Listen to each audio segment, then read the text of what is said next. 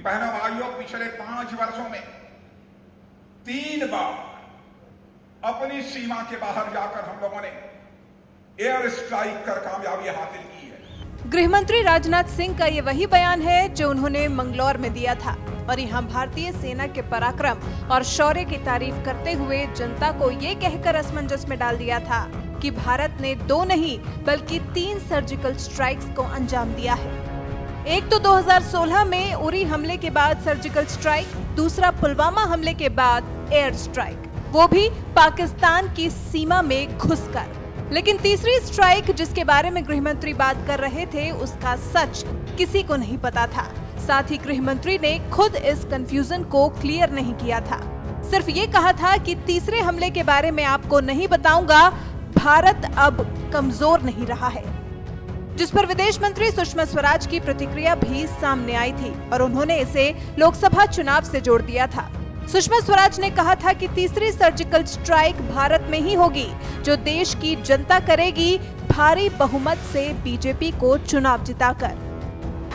तो मैंने कहा तीसरी सर्जिकल स्ट्राइक इस देश का मतदाता करेगा, विपक्ष की इच्छाओं और आकांक्षाओं को धराशायी करके, राजनीतिक पंडितों के अनुमान और अंदाजों को गलत साबित करके अपार बहुमत से प्रधानमंत्री मोदी की सरकार बनाकर तीसरी स्ट्राइक हिंदुस्तान में होगी, जो मतदाता।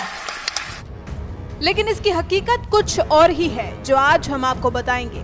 दरअसल तीसरी सर्जिकल स्ट्राइक हुई भी और इसे भारतीय आर्मी ने ही अंजाम दिया, वो भी भारत म्यांमार सीमा पर।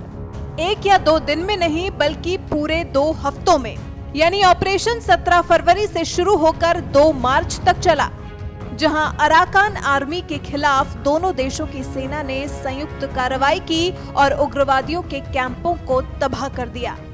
अराकान आर्मी को काचिन इंडिपेंडेंस आर्मी का वरद हस्त हासिल है और इस संगठन को म्यांमार की सरकार ने आतंकी संगठन घोषित किया हुआ है, जो मेगा कालादान प्रोजेक्ट पर हमले की साजिश रच रहा था।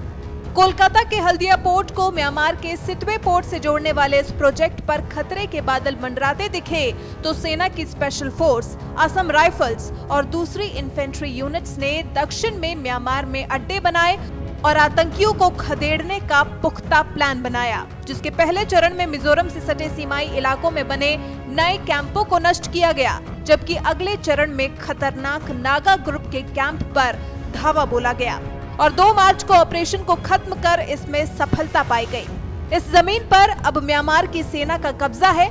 माना जा रहा है कि पिछले 2 साल में KIA ने 3000 लड़ाकों को ट्रेन किया है, जो कि म्यांमार के काचिन प्रांत में सक्रिय थे और काचिन प्रांत चीन की सीमा से सटा है, जिससे चीन के लिए इन्हें ट्रेनिंग देना आसान हो गया था।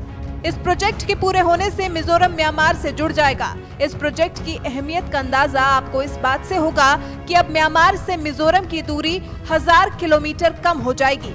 के अलावा दोनों जगहों के ट्रैवल टाइम में भी कम से कम 4 दिन की कमी आएगी। बता दें कि इस ऑपरेशन को सफल करने के लिए पहले भारतीय सेना ने म्यांमार की सेना से खुफिया जानकारियां साझा की और प्लान को एग्जीक्यूट करने के लिए पहले असम राइफल्स को सीमा पर तैनात किया, फिर नागालैंड और मणिपुर से सटे सीमावर्ती इलाकों में सुरक्षा बढ़ाई, जिससे किसी भी हाल में उग्रवादी भारतीय सीमा में दाखिल होने की हिमाकत न कर सके।